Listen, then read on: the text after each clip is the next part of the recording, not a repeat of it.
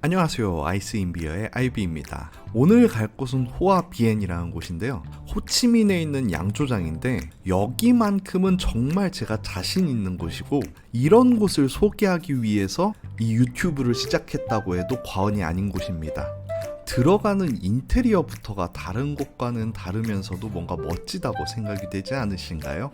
그리고 한쪽에는 이렇게 스테이크용 고기가 걸려져 있는데 보시는 것처럼 드라이 에이징을 하고 있습니다. 저는 가난한 관계로 이 드라이 에이징 스테이크를 먹진 못했지만 언젠가 이곳에 다시 와서 이 드라이 에이징 스테이크를 한번 먹어보고는 싶네요. 티본 스테이크도 굉장히 두껍게 있군요. 로비입니다. 이 인테리어의 클래스가 달라요. 저는 분명히 베트남에 와 있는데 베트남이 아니라 유럽에 온 것 같은 분위기입니다. 제가 베트남을 많이 다녀보긴 했지만 이 정도로 인테리어에 진심인 곳은 가본 적이 없는 것 같아요. 다음은 메뉴를 보겠습니다. 이 집 같은 경우엔 이 필스너 우르켈과 비어 호아비엔 그리고 비아덴 호아비엔이 유명한데요. 필스너 우르켈이야 뭐 말할 필요도 없고요. 비어 호아비엔과 비어덴 호아비엔은 이 집에서 직접 만든 맥주로 각각 라거와 다크라거입니다. 메뉴가 굉장히 많이 있는데 고르기 어려우신 분들은 여기 페이버릿에서 고르시면 되고요. 조금 특이한 걸 시키시고 싶으신 분들은 이쪽 뒤쪽에서 고르시면 되는데 메뉴가 너무 많더라고요. 하지만 영어로는 다 나와 있으니까 고르기가 어렵지는 않으실 거예요.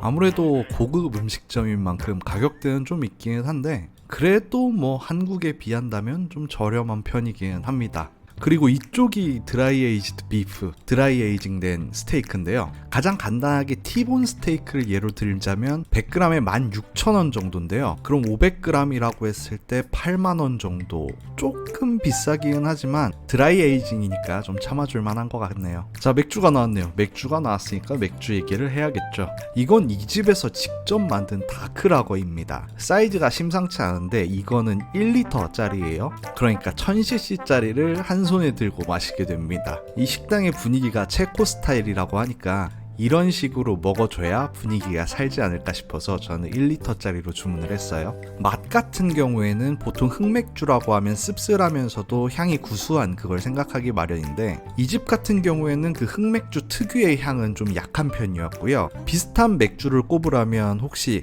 하이네켄 다크를 드셔보신 분이 계실지는 모르겠는데 그 하이네켄 다크와 굉장히 흡사한 맛이 났습니다. 왜냐하면 이 맥주는 우리가 흔히 알고 있는 흑맥주, 그러니까 기네스 같은 스타우트나 포터 계열의 맥주가 아니고 다크라거라는 다른 흑맥주의 종류이기 때문에 그런 맥주보다는 훨씬 더 가벼우면서 상쾌한 맛이었습니다. 탄산 같은 경우에도 기네스처럼 오밀조밀하면서 부드러운 그런 탄산이 아니고 라거에 가까운 톡 쏘면서 상쾌한 그런 탄산을 갖고 있었고요. 어쨌든 전체적으로 굉장히 먹기 편하면서도 흑맥주를 싫어하시는 분들도 충분히 즐길 수 있는 그런 맥주였어요.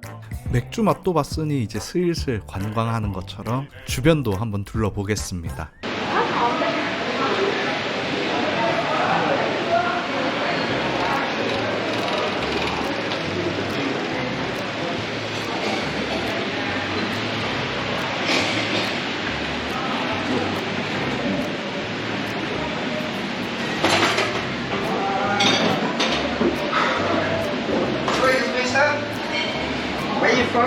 제가 맥주 만드는 데를 좀 찍고 있으니까 매니저가 오더니 디스플레이가 아닌 진짜 맥주 만드는 곳을 보여주더라고요. 그래서 여러분들께도 소개드릴 수가 있게 This is the making room. Yeah, special. Pearl Vietnamese.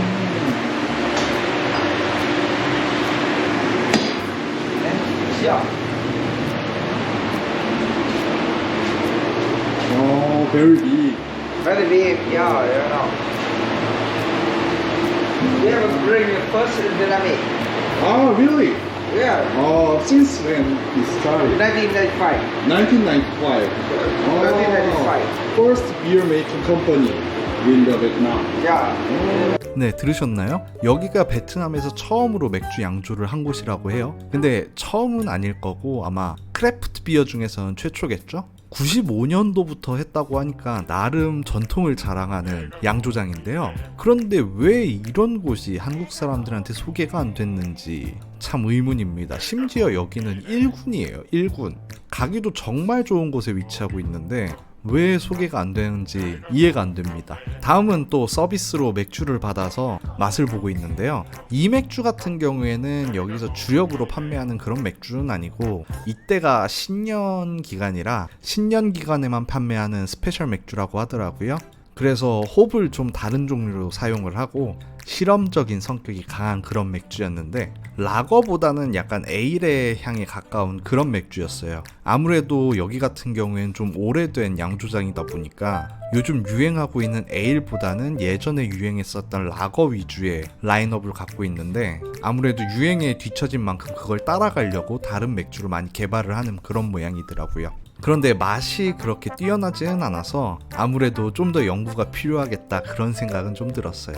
그래도 맥주는 맥주인 만큼 맛은 있었는데요. 제가 지금까지 먹고 있는 맥주에 모자라다는 말이지 어줍잖은 맥주집에서 먹는 맥주보다는 맛있었습니다.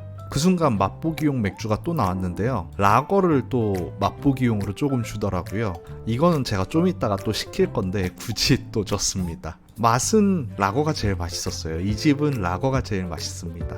라거는 좀 이따가 리뷰하기로 하고 일단은 안주부터 리뷰하도록 하죠. 이건 슈니첼입니다. 돈가스와 비슷해 보이지만 돈가스랑은 사촌격인 돈가스와 같은 원료를 가지고 있는 요리고요. 만드는 법은 뭐 돈가스랑 똑같습니다. 돼지고기를 얇게 펴서 거기에 밀개빵 한 다음에 튀기는 똑같은 조리법을 갖고 있기는 한데 일반적인 돈가스와는 다르게 훨씬 더 기름지고 짜죠. 그래서 맥주랑 굉장히 잘 어울립니다. 독일과 오스트리아 이쪽 문화권에서는 굉장히 많이 먹는 메뉴라고 하더라고요. 근데 좀 아쉬운 점이 있다면 보통 슈니첼을 주문하면 레몬도 좀 같이 주고 무엇보다도 잼을 같이 줘서 그 잼을 발라 먹을 수 있게 해주는데 여기서는 잼을 안 줘서 그건 좀 아쉬웠지만 맥주 안주로는 뭐 충분했고요. 돈가스랑 맥주 먹는데 그게 맛이 없을 리가 없겠죠. 정말 잘 어울리는 조합이었습니다.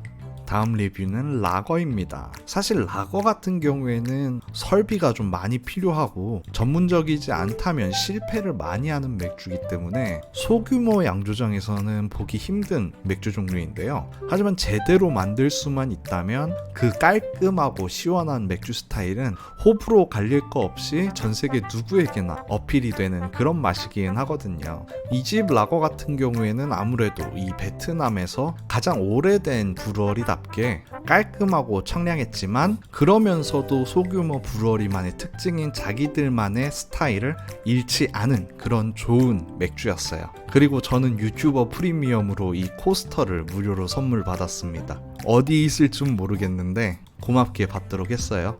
사실 이날이 연말이라 이 매니저분이 좀 취해 있기는 했거든요. 근데 뭐 그렇게 엄청 취한 건 아니고 조금 취해 있었는데 그래서인지 이 가게 사람들한테 계속해서 저한테 서비스를 주라고 하더라고요. 이건 샐러드인 파파야 샐러드입니다. 이 집의 대표 메뉴라면서 주기는 했는데 여기는 유럽풍인데 이거는 너무 베트남 스타일인데 싶었는데 그냥 매니저가 자기 좋아하는 음식 서비스로 준 것 같아요. 파파야 샐러드라는 점에서 태국의 쏨땀과 비슷하지만 태국의 쏨땀은 매운맛이 나는 반면 이 고이 두두 같은 경우에는 액젓이 들어간 건 똑같지만 매운맛보다는 달콤한 맛이 났습니다. 그런데 이걸 한국 사람들한테 추천을 드리기는 조금 애매한 게 고수도 엄청 들어가고 한국 사람이 또 잘 못 먹는 채소인 차조기 잎도 꽤 많이 들어있어요. 액젓 같은 경우에 뭐 한국에서도 김치로 많이 먹으니까 상관이 없기는 한데 고수나 차조기 잎을 잘 드시는 분이 아니라면 이 메뉴는 시키지 않는 편이 좋을 것 같습니다. 저는 나쁘지 않지만 못 드시는 분들은 생각보다 많을 것 같네요. 자, 오늘 식당은 어떠셨나요? 저 같은 경우에는 이 식당에서 먹으면서 느낀 건데 제가 유튜브를 시작한 이유가 바로 이런 식당을 소개하기 위해서가 아닐까라고 생각을 했는데요. 분위기도 좋고 맛도 있고 그리고 일본 중심지에 있어서 위치까지 나쁘지 않은 이곳이 왜 한국 사람들에겐 전혀 알려져 있지 않은지는 모르겠지만 어쨌든 여기에 오시면 좀 신기한 분위기에서 베트남이 아닌 것 같은 그런 느낌도 받을 수 있고 즐거운 한때를 보낼 수 있을 것 같은데요. 여러분들도 시간이 나시면 이쪽에 오셔서 제가 지금까지 즐긴 걸 같이 즐기셨으면 좋겠네요. 그래서 가격은 44만 8천 동 나왔고요. 그럼 한국 돈으로 돈으로 23,500원 정도 나왔네. 그럼 지금까지 아이스인비어의 아이비였고요. 그럼 다음에 봐요. Take it loose. Soon may the Wellerman come to bring us sugar and tea and rum. One day when the tonguing is done, we'll take our leave and go.